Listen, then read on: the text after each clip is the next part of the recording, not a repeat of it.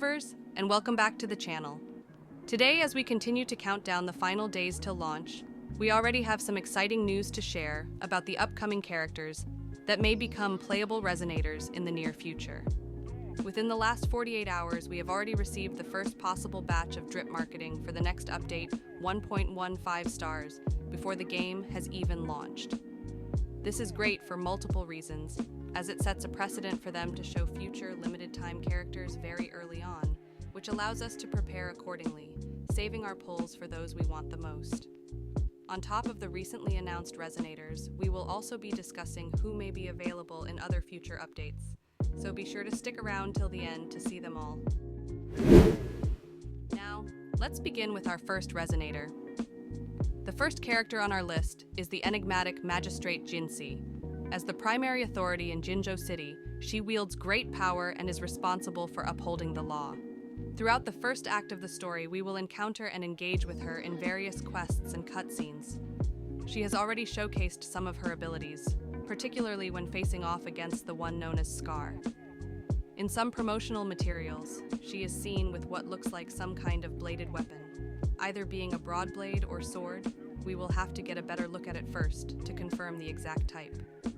Although, from what we have seen so far, my guess is Broadblade. But it should be noted that we already have 2 5-star characters that use the Broadblade and none that use the sword, unless you count the MC the Rover. As for their element, I believe it to be Spectro.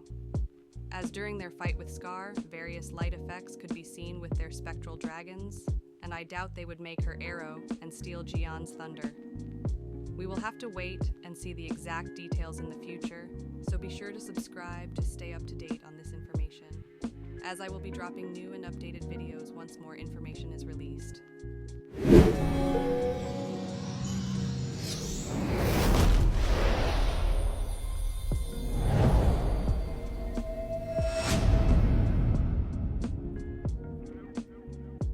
Next up, we have the most recently announced 5-star character, the mentor of the previously mentioned character Jinhsi, and a counselor to the Jinzhou magistrate, Changli.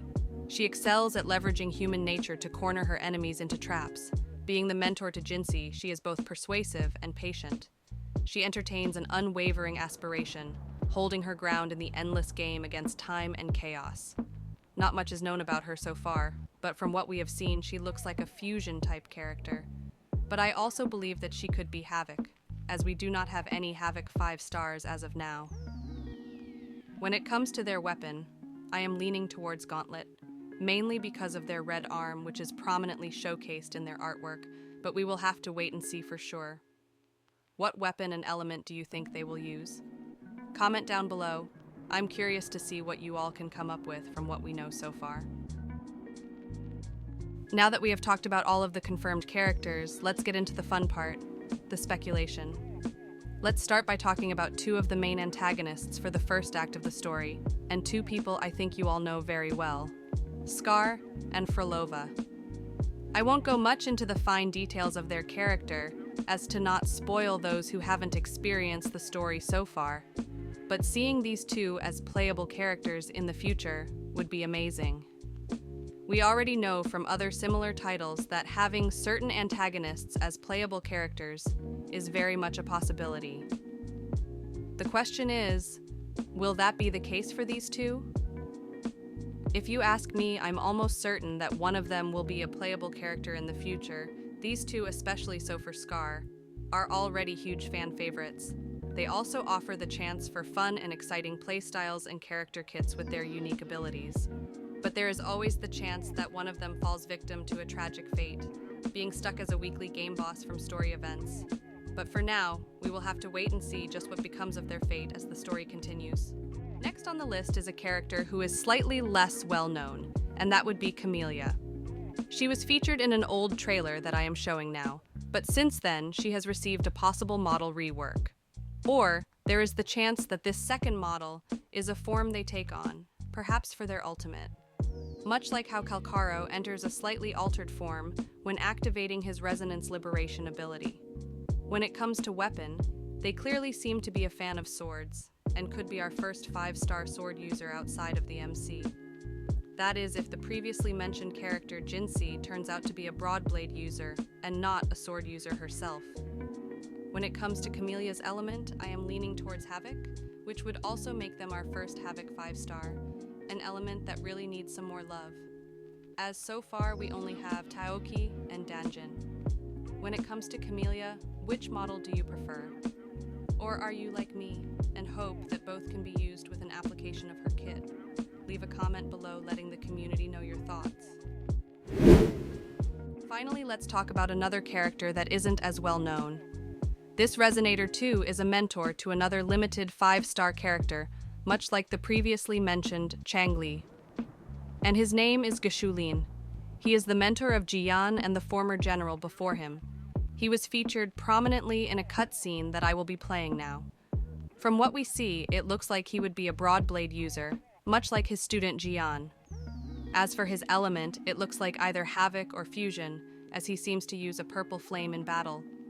Imagine Calcaro, but with flames instead of electricity.